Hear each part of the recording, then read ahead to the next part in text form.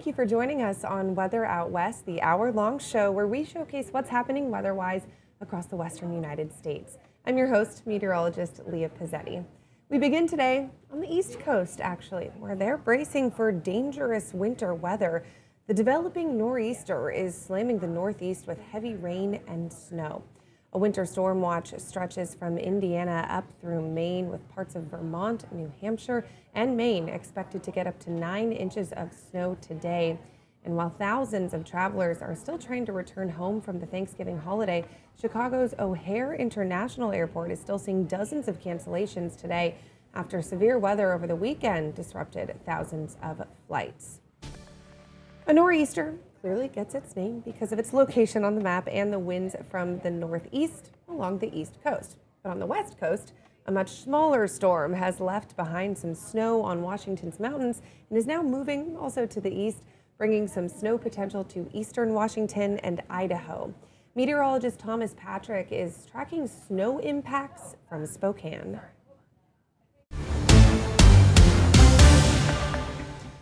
I'm meteorologist Thomas Patrick in Spokane, Washington, and we had a bit of snowfall in the last 24 hours here. Kind of came in 3 doses. Had a little bit yesterday afternoon, yesterday evening, and then again this morning.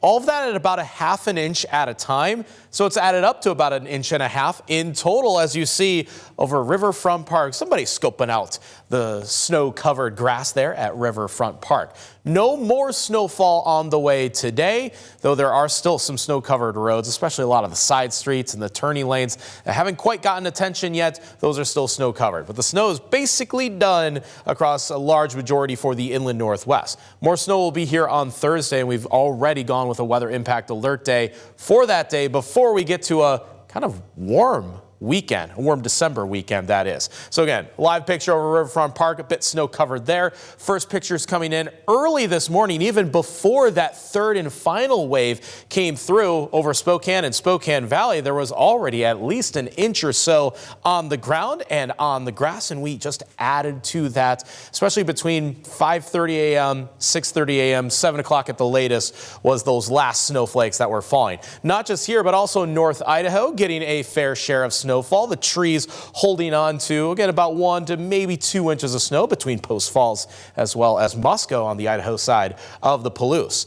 So that last and final wave of snowfall just crossed through Spokane, ended at about 7 a.m.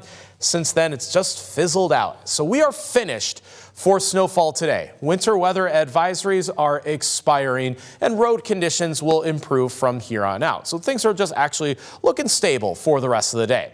The snow reports that we got came in at about midnight to 2 a.m. So this is effectively yesterday's snowfall and doesn't even account for that last wave that we got this morning. It was just 1.1 inches in Spokane, but it came down in pretty heavy doses at a time. And as mentioned, we probably got another ½ an inch on top of that as of this morning. So I would garner to say that we're at about 1.5 to maybe up to 2 inches of snow when those official totals are calculated. Deer Park already had 2.5 inches, and Spirit Lake in Idaho led the way at 4 inches of snow yesterday, still added to that this morning. So I think we're going to end up in, I think the average will be about 2 inches of snow for most of the inland northwest.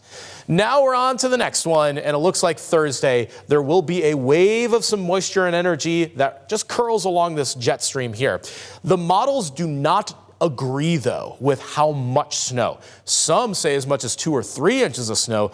Others are like, what snow? Near zero. So this is a bit tricky, and the range is a bit wider than I'd like it to be. But for now, I go ½ an inch to 2 inches of snow in Spokane. Some models are actually closer to zero. So we will be monitoring Thursday closely to see which end of the scale, because this kind of feels like all or nothing. There's not really an in-between scenario here. But for Thursday, again, ½ an inch to 2 inches for the core of Spokane and Coeur d'Alene. I think the Idaho Palouse, especially from Musco, Orofino, and St. Mary's, likely will end up on the higher end of that scale, with Thursday's snowfall again already gone. Weather impact alert day for the Spokane region for that day. Staying busy in eastern Washington. While most of Washington's mountains are delaying opening days at their ski resorts due to the lack of snow, one resort is opening this week. Mission Ridge in Wenatchee says it plans to open on Thursday for the winter season. Terrain will be limited, but a few runs will be open. This is thanks to the resort's snow-making abilities. They've been making snow and it's stayed cold in the area, so the snow is not melting off, allowing them to open. Over at Stevens Pass, though, not too far away, it's not as great news. You can see there is snow there, but that nearby ski resort in Washington's Cascades relies solely on Mother Nature. We're told they don't anticipate hitting their target date of opening this Friday. However, the resort says it is ready to roll, quote, as soon as Mother Nature allows. So the big question is, when will Mother Nature allow it? With that, let's go to meteorologist Rich Marriott in Seattle, who is tracking snow potential into the rest of this week as another round of wet weather looms. But the question of it all will be, will it fall as rain or snow in the mountains? That is what ski resorts are watching. Rich has the details.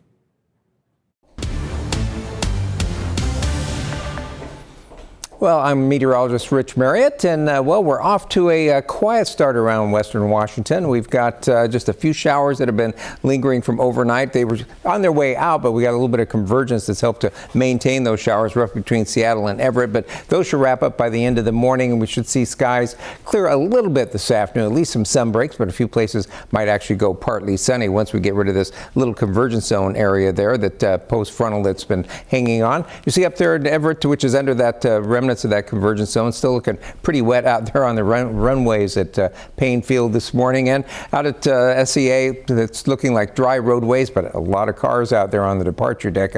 Another busy morning at the airport. Pretty nice out there at Westport. We've been seeing some occasional sunshine, so they're seeing some clearing out there along the coastal beaches, which is kind of nice to see. Looking at our 7-day forecast, you can see we do dry out later today. Tomorrow probably mostly dry, but we're going to be brushed by a little weak system that could give us a couple of showers, maybe north and northwest most likely the spot you're going to see it, but otherwise it's going to be mostly cloudy with a few sun breaks tomorrow, and then rain moves in as we head towards the end of the week along with warming temperatures, and we kind of get into a warmer and wetter pattern all the way into next week. Looking at the satellite image, you can see we do have high pressure building just off the coast. That is going to dry us out mostly. We'll see a little portion of this system go over the top of that ridge and brush by us tomorrow. That'll give us the risk of a couple of showers around, but I think most places will get through Wednesday dry, and then as we head towards Thursday, we're going to see a shift in our weather pattern where these systems are going to be coming in more from the west to the southwest, so they're going to be warmer and wetter, and unfortunately that is going to be driving our snow levels up as we desperately need some snow down to the bases of the ski areas that run roughly around 3,000 to 4,000 feet, but looks like we're going to warm up to 5,000 to 6,000 foot snow levels as we head towards the end of the week. Take a look at the computer model. You can see the remnants of those showers today kind of wrapping up as we head into tonight, and then tomorrow we'll just get brushed by this little weak system mostly out along the coast and up to the north. That moves right on out, and otherwise we're just going to be looking for a few sun breaks around on Wednesday. And then as we head on towards Thursday, you can see that rain starts to move in and soak things down, and it looks like it's going to be wet off and on into the weekend. Checking the water vapor, which shows us where the atmospheric rivers are. We do have an atmospheric river out there kind of arcing across the Pacific off the coast. As we head towards Thursday, it's pointed primarily to the south of us, and it just kind of brushes by us as we head into Friday. That's going to be the wettest day. Fortunately, it's not going to stall over us. That's when atmospheric rivers cause problems. So this is overall, it should be just regular rainfall for us, and we do dry out a little bit as we head into Saturday, and then it just kind of moves its way up and down the coast, you can see. And as we head towards Tuesday, we get another shot coming out of the atmospheric river, so we'll have a short period of some pretty heavy rainfall, but then it won't last that long, so we're not looking for any major river flooding, but definitely going to be wet, and that also brings in some warmer temperatures as well. Take a look at the passes. They're basically bare, the main passes. We've had traction tires advised at times, but largely we have no restrictions right now because the roadways are bare and wet and not really accumulating any snowfall at the highway pass levels at this point. If we take a look at this, compares as of yesterday, December 1st, what the measured depth was at the ski areas versus the 30-year average for the 1st of December. And you can see half a normal there at Stevens Pass. Well, you don't normally see a whole lot at Snoqualmie Pass. They actually normally get opened a little bit later in the first week of December. And then Crystal Mountain, though, is way below what it normally sees. 3 inches on the ground right now, 29 inches ordinarily. And Baker also way behind, 26 inches on the ground right now. Normally they would have at least 57 inches. So we're struggling to get those ski areas open, though we did find out today that Mission Ridge over by Wenatchee is going to be opening up for skiing starting on Thursday, primarily on artificial snow. Take a look at those snow levels. This is an unfortunate thing. The precipitation is going to start coming in later in the week. Those snow levels are going to be rising to as much as 5,000 to 6,000 feet, which means we'll get snow in the upper portions of the ski areas, but we need to get it down to the bases, which are roughly between about 3,000 and 4,000 feet. So it's going to take a little while to get those open, but they do a really good job of snow management these days. So might see a couple more areas maybe squeeze open. So stay tuned. We'll let you know as soon as we do. Checking the passes if you're headed over them today for Snoqualmie and Stevens Pass for that matter. A little bit of fog at times. Could see some sunshine breaking out, but really no driving problems during the day today or overnight tonight. Might be a little bit of patchy ice out there in the overnight hours. And checking that first alert 7-day forecast. So we'll wrap up the showers today, some sun breaks this afternoon. Tomorrow about the same, though we might see a couple of showers from that little passing system out towards the coast and up to the north. Increasing rain during the day on Thursday. Friday looks like a wet day. Just off and on showers on Saturday, another wet day Sunday, and just a couple showers around Monday. Those temperatures, though, in the low to mid 50s, and those snow levels bouncing around between 4,500 and 6,000 feet. It looks like all the way into next week. Thanks, Rich. Staying in Washington, this morning a dog is safe and back home after falling into a crevasse in the Roslyn Urban Forest in central Washington. The Kittitas County Sheriff's Office says the dog, named Cooley, was on a walk Sunday with its owners. That's when it fell 20 feet into a deep split in a snow-covered rock surface along the Grotto Trail.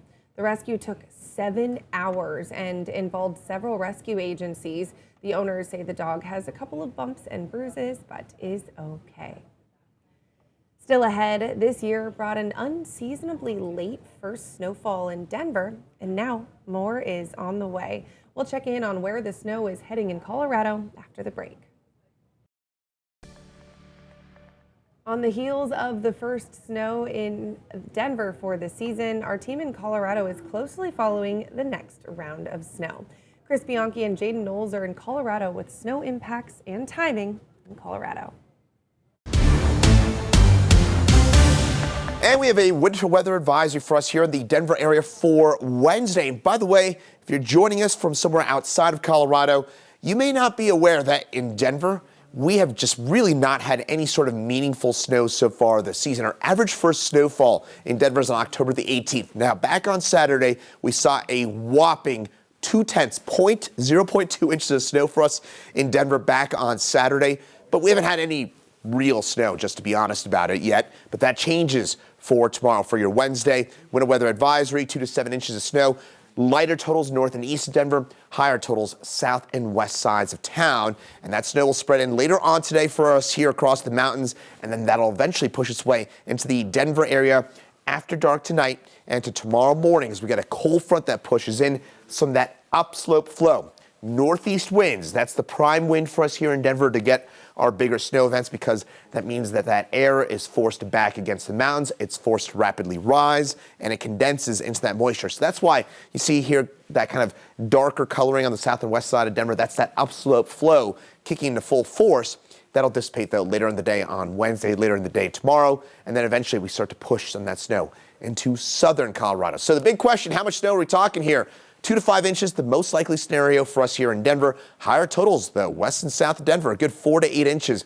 Very much likely for us here, Castle Rock, Evergreen, and on north into the foothills west of Denver. Highest probabilities for us here in Denver, 2 to 5 inches, 6 inches plus, though, still within the realm of possibility. We could, if we just don't get that upslope, get more of a due north wind, it'd be a trace an inch for us here in Denver. 7-day forecast, weather impact alert for us here on Wednesday. Because of that snow, then we dry things out and warm things up as we get into Friday, Saturday, and the upcoming weekend. Wind will be our big story here across Colorado for Friday, Saturday, and Sunday as well.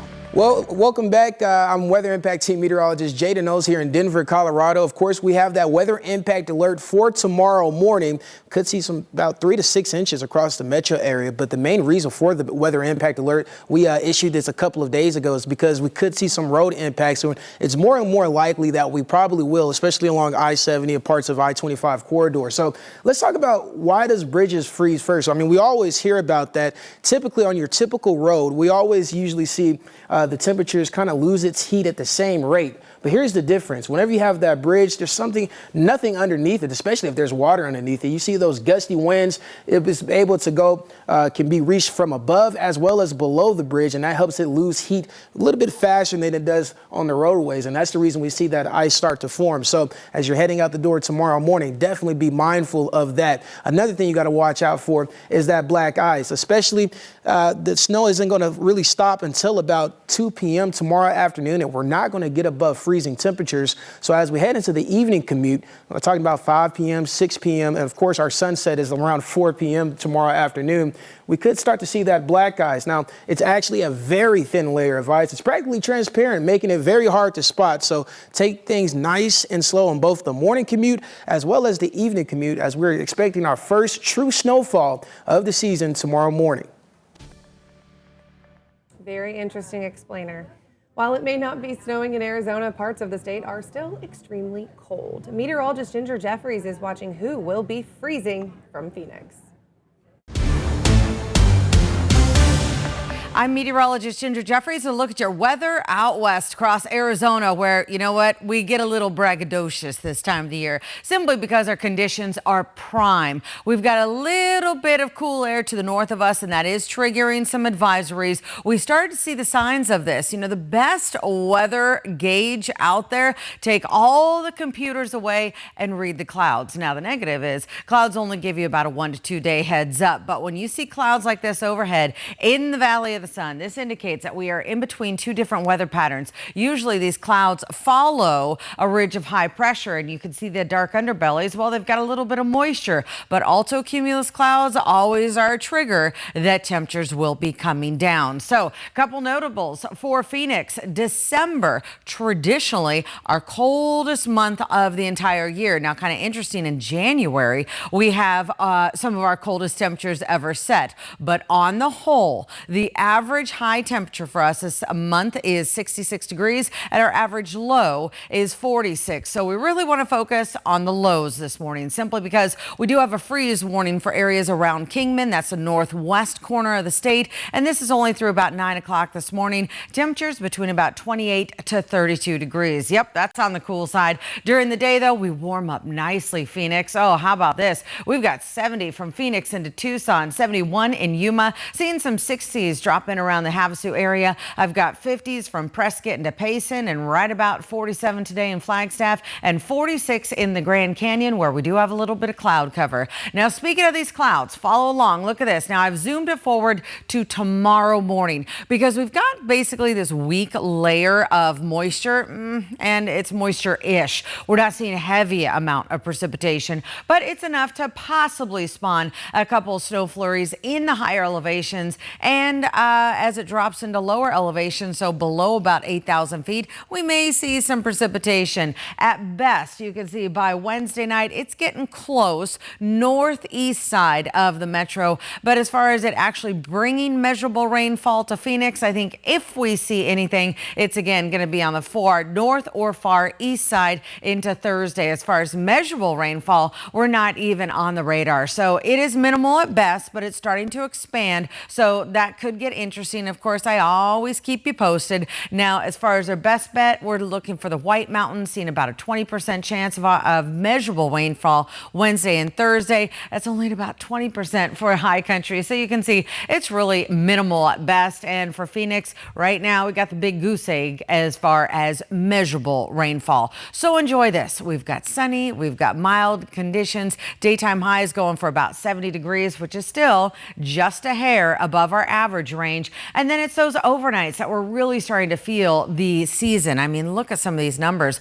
Upper 30s tonight in Queen Creek and Maricopa. Buckeye right about 40 degrees. Chilly air definitely settling in place for the higher elevations. Flagstaff seeing daytime highs in the 30s for Wednesday and Thursday. Overnights in the teens by Thursday. Here in the Valley of the Sun, yep, we are earning our name with pretty sunny conditions. Daytime highs do fall below the normal range, but 70s are back by Sunday. Thank you, Ginger. With so many of our communities out west in that freezing threshold, we have some tips on how to prepare your home to avoid costly repairs this winter. That story is after the break. Well, if you stepped outside early this morning, you may have felt a bite in the air. And if your skin is feeling it, you can bet your house is too. If you don't have your home winter ready, meteorologist Joe Rainieri has some tips to help you out. As you get ready to do a little Christmas shopping over the next couple of weeks, the one store you might want to put on top of your priority list is the hardware store. Make sure you're all ready for winter. I'm talking the styrofoam vent shades as well as the styrofoam faucet covers to protect your pipes during the cold winter months. The aisles of Ankeny Hardware in southeast Portland are bare with customers, but the shelves are packed with what everyone needs to get ready for winter. We're seeing a few. Portlanders are wonderful, but they never seem to get prepared. They always seem to get prepared on the day that it hits. On Monday morning, PDX saw its first freeze of fall as temperatures dipped down to 30 degrees. And while it's a shock to the body, it can also be a shock to your home if it's not ready. This time of year, what you want to make sure you do is you have your faucet covers on. So you want to make sure you have foam faucet covers on your faucets. They're easy to do. They'll let it get down to probably close to zero without freezing your valve or freezing your pipes. People said you have stuff for winter. We stock about 80,000 pounds of ice melt. Norman Schusted with Ankeny Hardware says it's also important to wrap any outdoor pipes that might be exposed to the elements. So this splits in half. If you need to make cuts, you just cut it at 45s and that way it blends together. Yeah, these are just insulators you just put on your... Rick Graves with Portland Fire says the department gets dozens of calls after pipes start freezing up and busting, which can cause homeowners thousands in repairs. We can run hundreds of these water problem calls, and it just typically runs from the west side of town to the east side of town. It just seems to warm up over there first and come this way. Yeah, so water key. It's also important to know how to shut off your water. Let's go. And this is where the meter is. We could totally use help from the homeowner to know where their shutoff is at the street or on the interior. Just in case. It's not that expensive to be prepared. Another tip to protect your house during the cold winter months is to replace the filter in your furnace. I like to do mine, in fact, every couple times of year, starting the beginning of every season. That way there's no surprises. In Southwest Portland, Joe Rainieri, KGW News. Thanks, Joe. Up next, we are going to head back to the Northwest with a look at snow potential in Idaho and Oregon.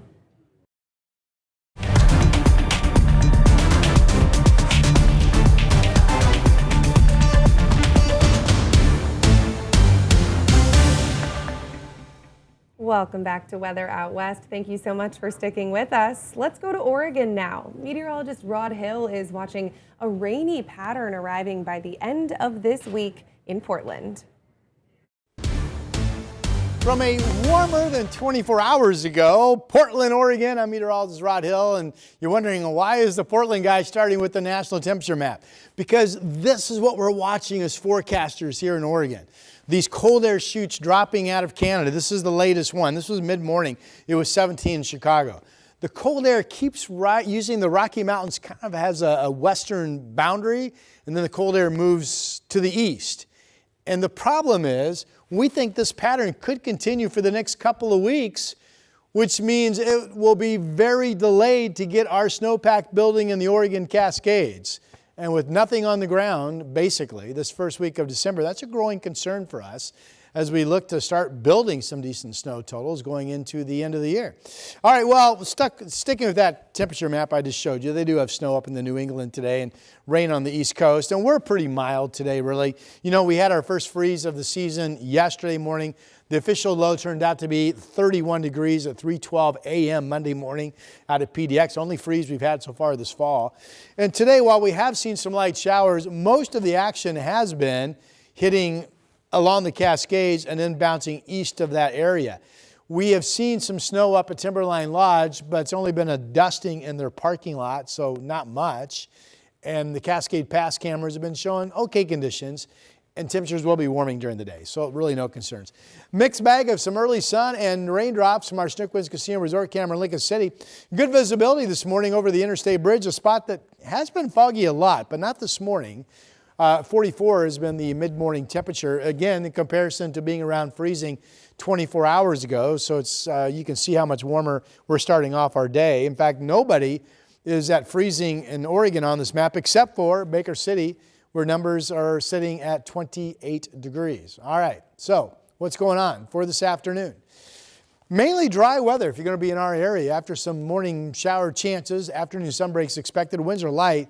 Low 50s technically considered to be above normal for the second day of December. And if we stay partly cloudy overnight tonight long enough, we'll see overnight lows dip down to the 30s.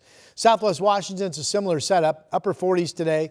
If we stay partly cloudy long enough overnight tonight, down into the 30s. With light winds, 5 to 10 miles per hour. I haven't had much wind this morning in the gorge or at the coast, either one. And our 7-day forecast basically features a very mild pattern. So I'll take you through it. About 48 this afternoon. That's pretty much normal for us temperature-wise. Tomorrow, another quiet day, not much wind, back up to about 48. Could be a chilly start. There's at least a chance that we get some thickening clouds coming in late day that could lead to a chance of rain. But basically what we're eyeing now is a return to a somewhat rainy pattern starting Thursday, Friday, Saturday, and Sunday. Periods of steady rain on Thursday. There's a front on Friday. Saturday's kind of an in-between day with some showery weather, so maybe not as wet for weekend plans. And then there's another front on Sunday that picks rain up, and then that should clear for some dry time on Monday. But look at the temperatures. This weekend, snow levels are generally 5,000 to 6,000 feet or warmer again. That's rain at Cascade Pass level. Portland will be in the low to mid 40s, and daytime highs are expected to be up into the low 50s. Not what you want if you're trying to build a snowpack for the holiday season. Idaho is world famous for potatoes. We all know that. But after research released this summer, maybe they should be bragging about their tomatoes instead. A study finds the potatoes family tree is actually rooted with tomato in its DNA. Our station in Boise looks at the study and what this means for researchers in Idaho. Potato and spuds. I guess tater. Potato or potato. And tomato is definitely tomato. No matter how you or a new study says it, we know the potato is a piece of Idaho's pride. Research into the origins of potato has been going on for a very, very long time since potato became an important food crop. We also know that today there are 107 wild potato species across the Americas. And the thing that all potato plants produce is this: underground tubers, or what we know as potatoes. It's a way for a plant to store starch and handle the seasons. But what we didn't know was where the whole potato lineage came from.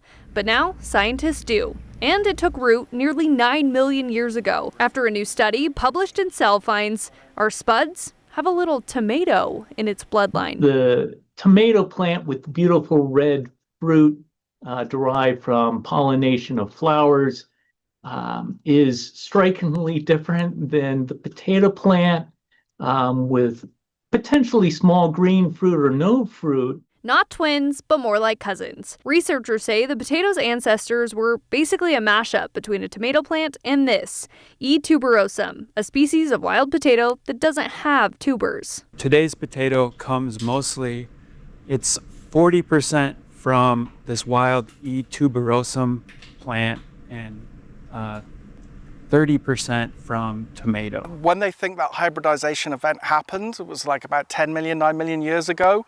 One thing that was quite kind of interesting is they think that's when sort of seasons happened, they started to be regular seasons on the planet. So maybe that's why they developed the tuber, because, to survive through that off season, perhaps. Maybe that was the selection pressure there. The other thing that this study suggested is when the Andes kind of increased in elevation, they called it the sudden uplift. So that might have forced sort of evolution of the potato as well in that instance. When you look at the potato industry as a whole and you look at maybe what might be the greatest hybrid ever created in this potato hybridization event, I think that's exciting to celebrate. It's a study all of these University of Idaho researchers have kept their eyes on because these findings help guide their research about plant development and disease control. So this is why this study looking at the relationship between tomatoes and potatoes is kind of exciting for us in a way, because we know that the disease often comes in on tomatoes into home gardens. That can transmit into our commercial potato production. production. So we're always kind of aware of that relationship between tomatoes and potatoes and how that translates to disease risk. Which means finding a way to get reliable seeds for breeding potatoes resistant to disease and a changing climate, and give better insights for growers on creating a greater tater. That connection is essential to the food that we eat today. And now I'm hungry.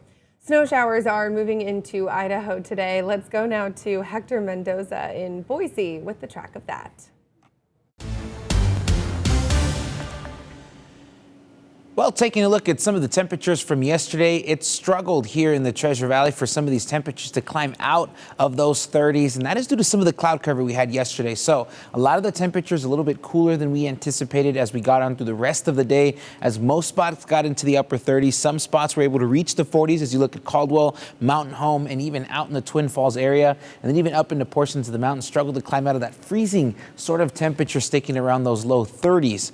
But as we take a look at our satellite and radar picture today, you're seeing a little bit more of that activity as we've had some very light snow showers in certain spots, especially as we look up into the mountains, and we're expecting this to really continue. So we zoom on a little bit closer. We've seen a lot of that really make its way through portions of eastern Idaho here for today. So if you look there through Pocatello, Idaho Falls, Burley, and other areas there as we've continued on into the east. Then as we look at portions of the mountains, again, this is just a look here as we look on early on this morning as we've seen those snow showers to the west central mountains and even portions of the central mountains.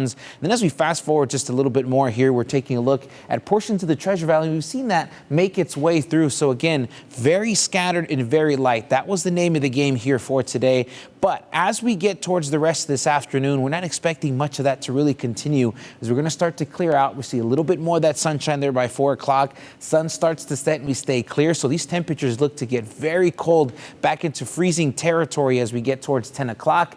Then after today, we see a ridge of high pressure that comes in right behind that system. And this is what's going to bring us a lot more of those clear conditions. We're not necessarily going to rise in temperature, but we are going to stay dry here with this ridge. And then after that, we have another system that comes in here later on in through the week. So as we look at our future cast, we fast forward there, you can see a lot of those showers really stick around here for portions of the mountains for the most part as we get towards this evening. It takes its last stop and it makes its way through the Magic Valley. And then we stay clear here through Wednesday morning, and that's pretty much going to continue. So as we fast forward to the rest of our Wednesday, we see a lot more of those clear conditions. So we have a lot more of that sunshine, not just here for portions of the valleys, but even up in some of the mountain spots. So again, we're expecting some of those dry conditions not only to last there for Wednesday, but that'll continue as we head on in through Thursday. So with that, we'll take a look here at the 7-day forecast here for the Twin Falls area, specifically looking at the Magic Valley as we're going to see those temperatures climb down. We have a chance for a little bit more of some of those showers there to come along in through Wednesday, and that's going to continue to rise up as we're going to see a rise in temperature for the weekend.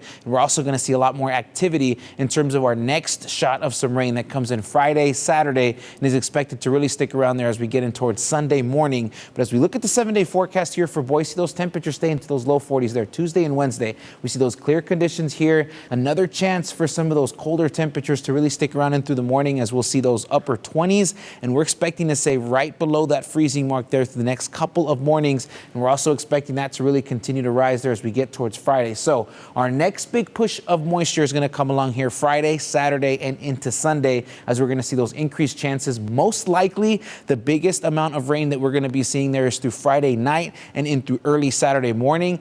After that, a lot more of those showers really start to diminish as we get towards Sunday. We'll see those temperatures warm up and we'll stay above average into the beginning of the week as we'll stick around into those upper 40s there by Monday. Still ahead, we can't leave California out. We are going to head to the Golden State for a look at the weather from northern to southern California. Indonesian rescue teams are struggling to reach the hardest hit areas of the country after Cyclone Senyar caused catastrophic landslides and flooding. At least 604 people have died and more than 460 are still missing, according to government data released on Monday. Rescuers have been struggling to reach residents stranded by the floodwaters where monsoon rains caused rivers to overflow, according to CNN affiliate CNN Indonesia. As some of the flooding has begun to recede, residents have begun to confront the loss of thousands of homes, businesses, and places of worship buried under several feet of mud and debris. Let's go now to Southern California. Meteorologist Vanessa Paz is watching the weather from San Diego. Happy Tuesday, everyone. I'm CBS 8's meteorologist Vanessa Paz, and here are your weather headlines as we get your Taco Tuesday going. It is cold. We will defrost, though. We probably have noticed that if you've stepped outside this afternoon. We are going to see those temperatures warm up. But yeah, this morning, rather, you certainly needed that thick jacket as you headed out the door. All right, we do have a brief break from Santa Ana winds, but they will make a return. We'll see them shift back out of the east come Wednesday night, particularly into Thursdays when they peak. We're looking at the chance for some patchy drizzle with a deeper marine layer, especially on Wednesday morning. And we have a return of king tides with minor coastal flooding, especially for those low-lying pockets. It looks like the tides will peak around the 7 o'clock hour in the morning, Wednesday and Thursday. And again, any time that we see those tides above 6.87 feet, that's when we kind of classify them as king tides, and then we're also looking at extremely low tides as well.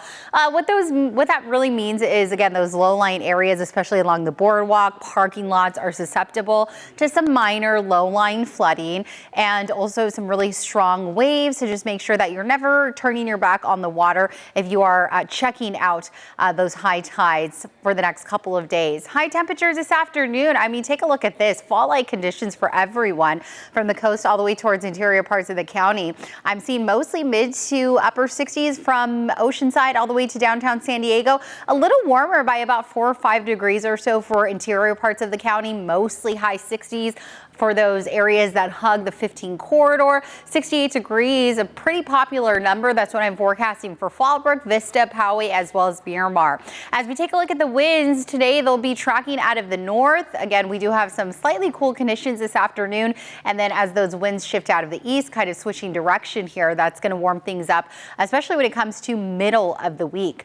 As we take a look at Thursday, especially in the morning, that's when we'll see some of those Santa Ana winds start to peak, and that's going to dry things out as well. As we take a look at Friday, we do have, again, that area low that's going to move out of the way, so we do see the winds kind of simmer down a bit. A ridge of high pressure is going to arrive this weekend, and that's going to warm things up once we get to Monday and Tuesday.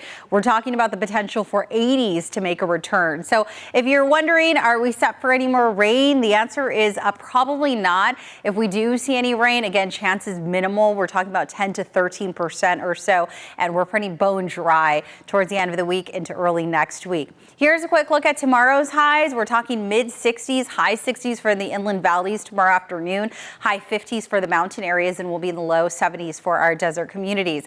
As we take a look at the coastal and inland valleys, I mean, I'm sorry, but I can't complain too much about this forecast. Sure, we warm up a little bit towards next week, but let's go ahead and soak in the conditions that we're going to be spoiled with for majority of this week. We're talking about mid 60s. We do have a little bit of warming, all due to the return of the Santa Anas on Thursday, and the temperatures will drop back down as things kind of simmer down towards the weekend.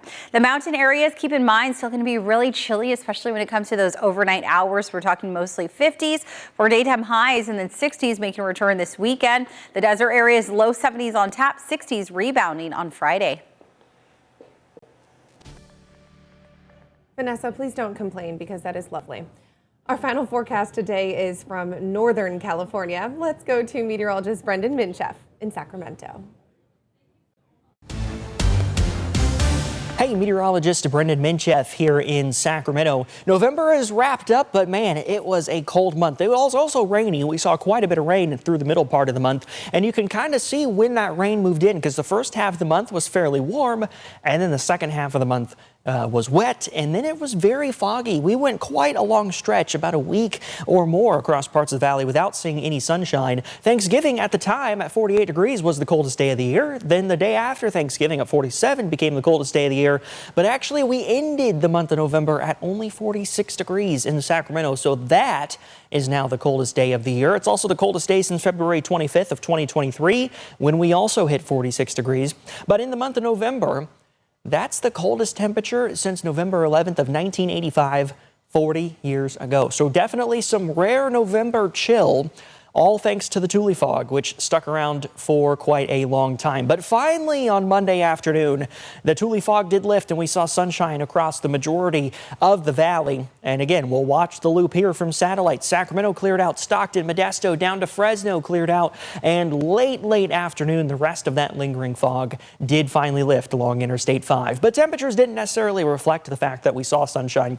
Still fairly chilly at 51 degrees in Sacramento, 52 Stockton, 49 in Modesto, and those temperatures about 10 degrees cooler than normal for the start of December. Today, slightly warmer.